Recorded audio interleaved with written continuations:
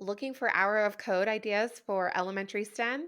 While there is an abundance of free resources out there, it can be overwhelming navigating them all and finding what will work best for your classroom. In this episode, I will break down how to navigate the resources for your K through 5 STEM, what devices you can use or not use, and a structure that will work best for your classroom.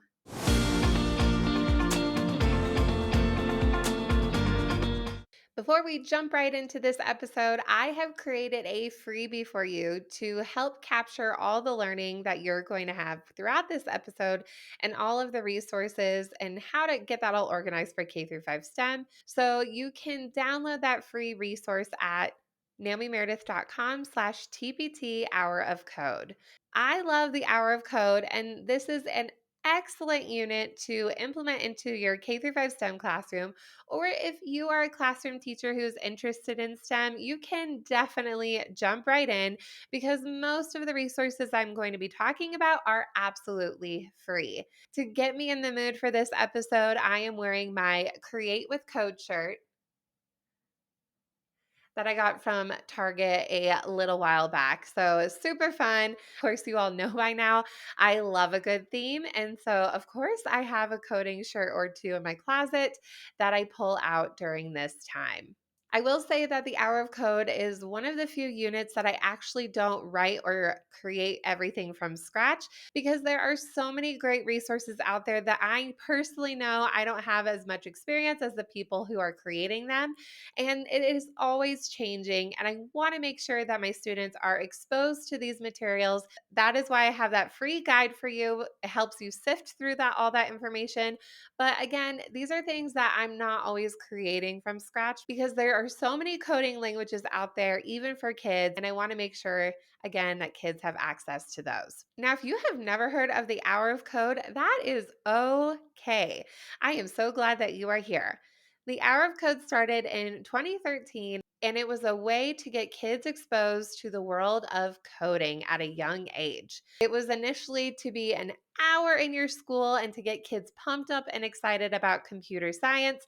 And it is also hosted in conjunction with Computer Science Week, which they have their own website as well. The official Computer Science Week for 2022 is December 5th through 11th, and the Hour of Code is usually hosted around this time, but you can do coding at any time of the year, so don't feel like you have to do it during this week. The first time that I was exposed to the Hour of Code was in 2013, my first year teaching third grade as a classroom teacher. And I remember it was just so amazing seeing my students code the Angry Birds to get the little piggies.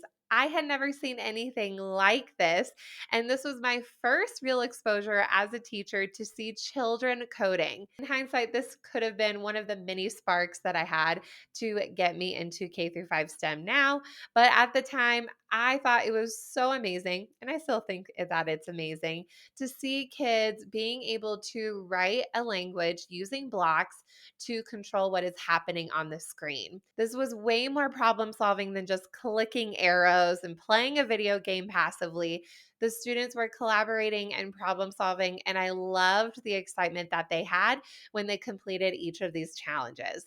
If you haven't done the Hour of Code either, you're going to see the same excitement in your students. And it is just so much fun because there are so many different options out there where students can explore, again, a lot of different coding languages that work best for their grade level. At the time for my students, they had the Hour of Code as an actual hour where we went into our computer lab and they got to play around with the different coding languages that were available at the time. So you could still do this as a school-wide promotion. You could do this as a week-long STEM unit. You could start it in your STEM classroom and then keep promoting it within the classrooms or at home. There are so many different possibilities. So don't feel like you have to limit yourself to 1 hour or one unit. There are just so many different ways that you can do coding and the Hour of Code throughout the year. So, first, let's talk about navigating the Hour of Code website. This is going to be your hub of finding the different coding activities that will work best for your classroom.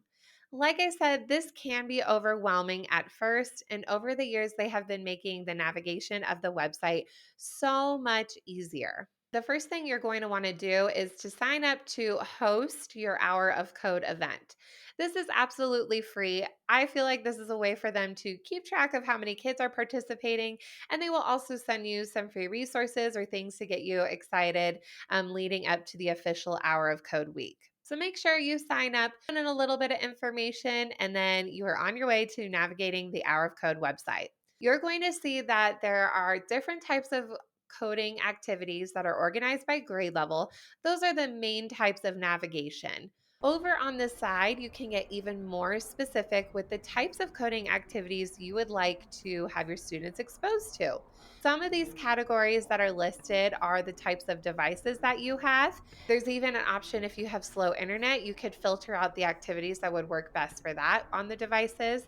If you are an iPad only school or vice versa, a laptop only school, you can click on that filter and then you can search through the activities that way. And if you don't have access to devices at all, or we're going to talk about structure in a bit, you would like to have a station that is screen free or unplugged coding, you can even search for options that way.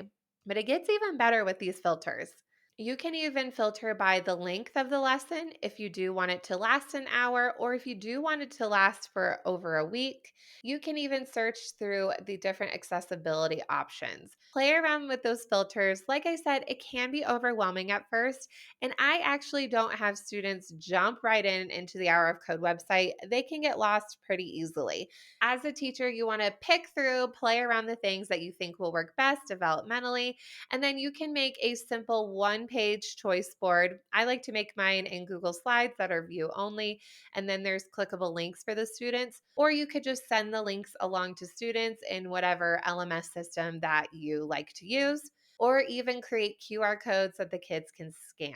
Definitely try to play around with the devices that you have, see what is going to work and not work, and then you can go from there. I like to share the website, the Hour of Code website, with students after we completed the unit so they can play around and explore at home. But I always want them to jump right in and get to the task at hand. So that's why creating those very specific links for students is really, really helpful. So then they don't have that decision fatigue. And then you know that those specific links are going to use on the devices, or if you're not doing devices, the materials that you have students to use. At the very top of the Hour of Code website, there's also a promote tab, and play around with that. There are some posters that you can print that have some diverse and even some famous people on there. My fiance's favorite is the Shakira poster. He loves Shakira. So he likes that Hour of Code poster on there.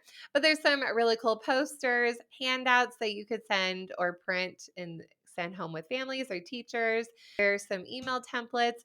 There's even a sticker template that you can print out, and students can proudly wear the sticker saying that they participated in the Hour of Code. There are also some really awesome videos that you can show your students where they are talking about the Hour of Code and the importance of coding.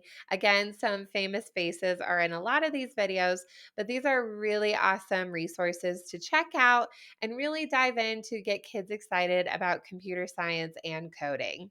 I mentioned this a little bit ago, but you have the option when you're doing any type of coding with kids. You can have device based coding, which is what most of us are accustomed to when students are coding on the computer, or you can do coding unplugged. Both have a lot of value. And even if your students have experience with computer coding, having the ability to code unplugged and being able to problem solve in that way can be very, very valuable. In fact, you are really working on that computational thinking and having students be able to really think through those problems. And they might not always have that instant gratification from what is on the screen, but it's going to help them slow down and really help them think through, is the information that they are moving or writing down, if it is correct. You can even pair unplugged coding with device based coding and have students write down some of the things that they're hoping to do in the program, and then they can apply it to their learning. Here are some of my favorite coding unplugged activities that can work for a variety of grade levels. One really fun one is to do binary beads. And I'm pretty sure Hour of Code has a lesson related to this, but you teach students about binary code, the language that computers use to talk with the zeros and the ones. And then there is a binary code alphabet, and students can have different beads that represent the different letters and then spell their name or a word that resonates with them. This is a really great one. And then students have a physical takeaway from the actual project.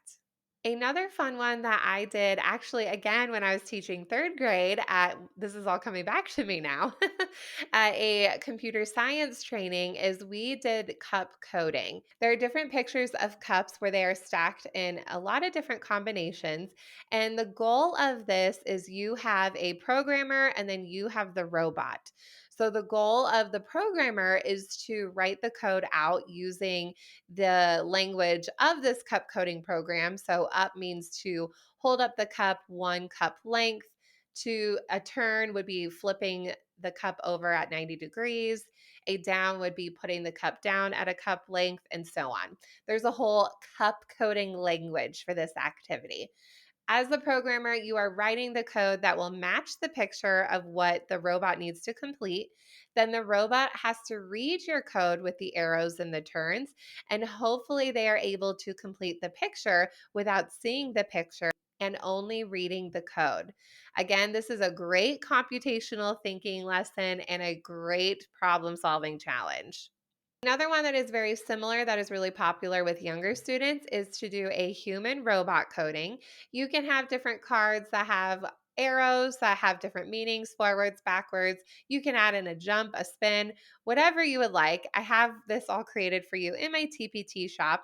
And again, you have a programmer and a robot, and the programmer writes the code using the cards, and then the human robot actually has to perform the action.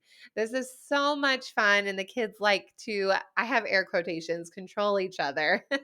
But it really gets their body moving, and it does help those younger students with that directional coding and understanding left and right, forwards and backwards, which they can apply to a lot of the computer based programs or even when you do robotic coding. Another coding unplugged option that I like to do is having a paper grid or even digital grid.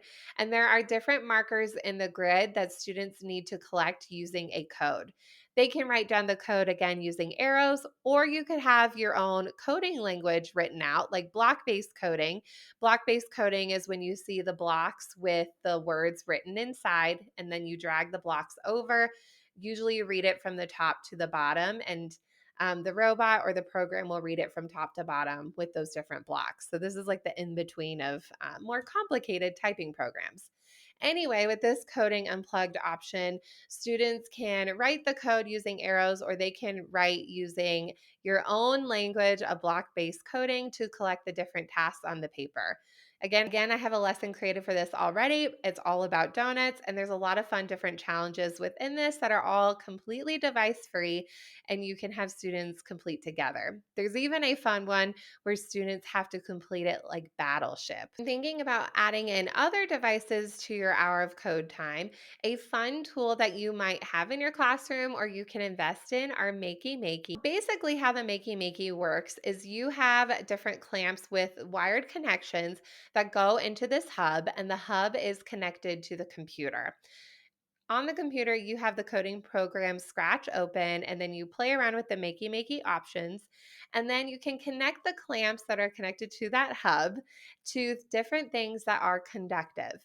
And when those conductive things are touched, then it will trigger the code that is written for that actual connection. It sounds like a lot, but very simple when you see it in real life. Trust me.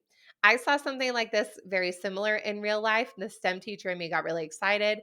One year I went to Meow Wolf in New Mexico. They have a part of the exhibit where it's this big dinosaur looking thing, mammoth thing with the ribs showing. And when you touch the ribs, then it makes a sound. Well, in my mind, I knew exactly what was happening when it came to the coding and the connections because of a Makey Makey. It's like the raw version of it. So, Hour of Code is a great time to implement those physical materials as well. Another thing that is really fun to teach students during the Hour of Code is also the difference between hardware and software, especially to those younger students. older students will benefit, but younger students really like to understand the difference between the two because there is a difference. With my younger students, I have created a paper tablet where they get to color and add in the different apps, the software. And then when they open up the tablet, there's the different pieces of hardware. Very, very basic version. And I knew that they would love it, but they were literally obsessed having their own paper tablet and just wanted to play with them. So I definitely recommend a lesson like that, talking about the computer hardware and software, because that's also valuable when it comes to coding and understanding how our computers work in our world. When it comes to structuring your time, I mentioned some different options of how you can get your school involved or even classroom teachers, or you might even be the classroom teacher who's getting involved. When I first did Hour of Code, I had students 3 days a week. So I did station rotations and had a lot of the different options when it came to coding unplugged and different websites that were appropriate for their grade level that I navigated from the Hour of Code website. Now I have students for 5 days. So again, I still like to implement those coding unplugged choices, but I also have the option where students are exploring different coding languages and they can try those out. I like to give them a variety, whether it is block based coding or it is coding by typing or coding with the arrows. I like to give them that choice and see what languages that they are really connecting with.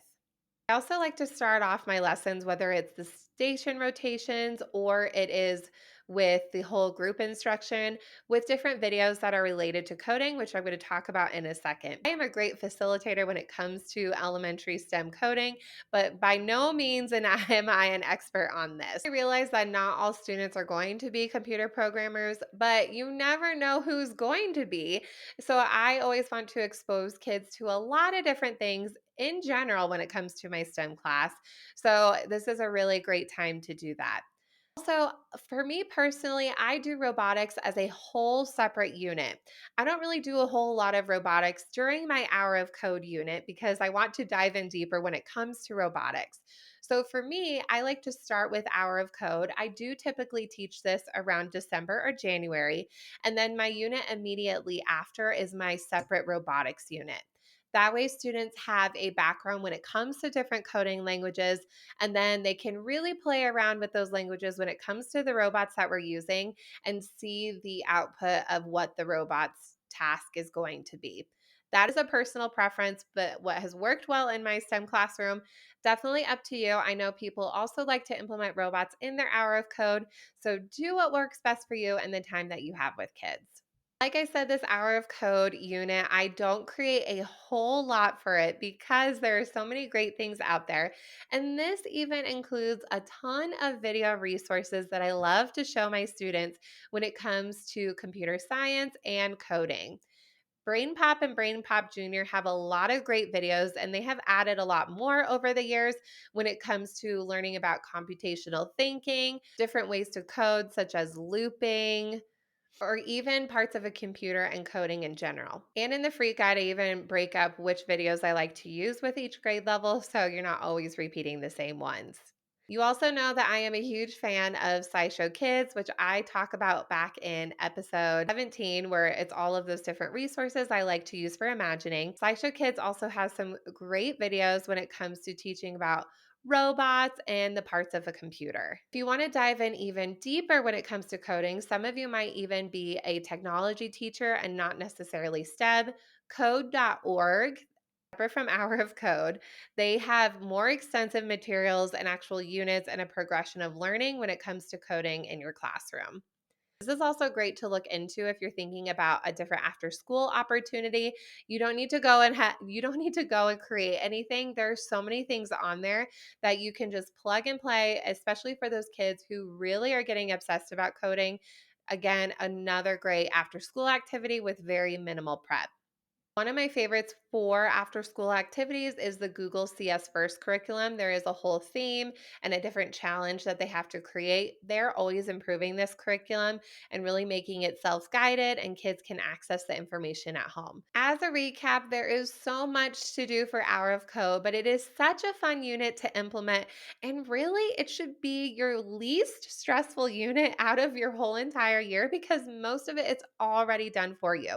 You just have to go in and explore and check out the free guide that I have for you because that's going to help you really wrap your head around all the different things that you can do during this time. First, talked about navigating that hour of code resource. So, definitely play around with those filters that can help you with your experience. Then, we talked about how you can have a mixture of device based coding and coding unplugged or unplugged coding. Then, also think about structuring your time if you want to do station rotations, a whole group exploring, or a mixture of both. And then really utilize those extra resources out there, especially when it comes to video, where you can see coding that is relevant in their real lives. Again, make sure to check out the Hour of Code freebie that I have created for you to help you organize your time with your students. This will be linked in the show notes, and you can also grab it at naomimeredith.com/TPT Hour of Code.